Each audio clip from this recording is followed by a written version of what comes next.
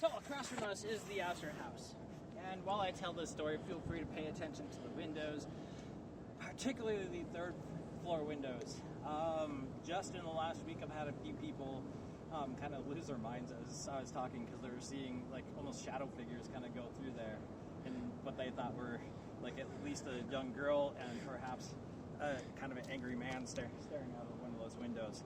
Prior to the renovations that they did on the building, the middle window up there used to have a curtain on it that would sometimes flutter on its own accord, but not at the same time as the HVAC system would kick in, causing the rest of the window curtains to move. But the Astor House was constructed in 1867 by Mr. Seth Lake. He is the one to name it the Astor House after the famous Astor House Hotel in New York City. He operated it till about 1880 when he sold it to another gentleman who is rumored to have continued to operate a hotel, but also that he put a brothel inside. Now, I don't have any concrete evidence of it being a brothel, but this man's name was C.W. Mauprejour.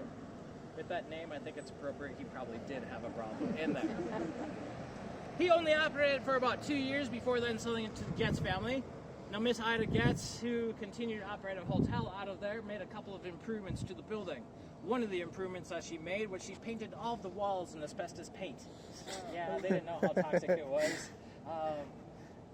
They just knew it was a fire retardant because they already had a couple of fires inside the building, one of which significantly altered the third floor of the building. The other real major improvement that she made was she installed Golden's very first bathtub in the bathroom on the first floor of this building. And she charged money for people to use that bathtub. So all the miners that were coming out of the clay mines and coal mines in the western end of town, they would queue up outside her door and pay to use that bathtub. And it's rumored she made more money from that bathtub than she did from the entire hotel enterprise. It's also said she would only change the water after every third person. So you can imagine those miners that were queued up outside the door bribing each other to get the opportune queues in line to get the warm and clean water. But she operated it till the early 1920s when it was turned into a boarding house. Many school and mine students boarded there. But by 1970, it had become a bit run down. And the town of Golden threatened to tear the building down in the name of progress. And they're going to replace it with 6 parking spaces for the town. Thankfully, some historic-minded people here in town were getting very tired of all the other historic buildings being torn down. So they went to the city council to convince them to change their mind with the idea that they would put a museum in. Which they did. And the museum, I believe, opened in 1972. And when they reopened that museum, they reconstructed this balcony that you see out front, because the balcony had been torn down in 1910. And the reason why it was torn down in that year is because up until that point, many of the gentlemen boarders would go out on that balcony with their chewing tobacco and be spitting the tobacco juice down over the edge to the sidewalk below, and it got to be so bad that at times you almost had to have an umbrella as you were walking by. But by that time, people started becoming a lot more aware of how disease was spread through bacteria and bodily fluids and that sort of thing.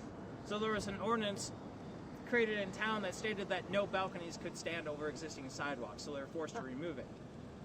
But a few weeks later, one of the longtime boarders in there got himself nice and liquored up in one of the saloons, went up to his room, and a little while later wanted to go on that balcony for a smoke.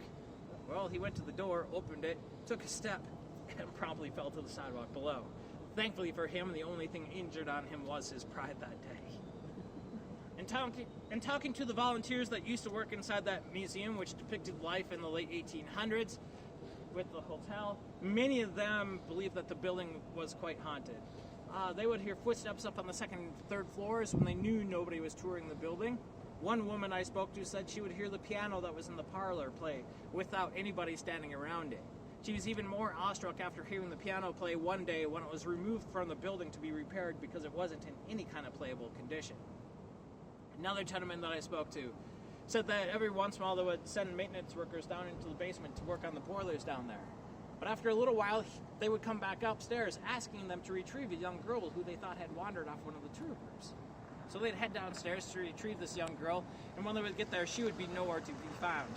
And I suspect that's one of the daughters of Seth Lake, who died at an early age while he was operating his hotel here. I think she died due to illness. I don't believe she did die inside the hotel itself, though, but perhaps that was a favorite hiding area, play area inside her floor. Anybody see anything yet unusual?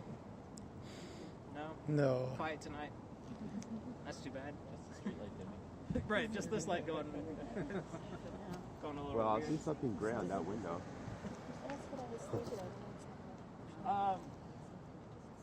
Who owns that building now? What's So currently the Foothills Art Center is in there. Okay. I think the city still owns the building, but they put the Foothills Art Center. They originated at a church up the road here. They moved in here just in the last couple of years. So 10 years ago, the museum shut down. They did the asbestos abatement, completely gutted the interior of the building, and then they put the art museum in there. But for about 6 years, they were trying to figure out what they wanted to put inside that building. One of the ideas that was floated is that they wanted to put a beer museum in there. Now, I'd have been really curious to see what would have happened with the beer museum because Seth Lake was a very strong member of the temperance movement and a teetotaler. He did not like any alcohol ever being inside of his building. So who knows how his spirit would have reacted if they put that beer museum in there. And that's what I'm going to say here. Let's continue on. We're going to head up the street. We're going to cross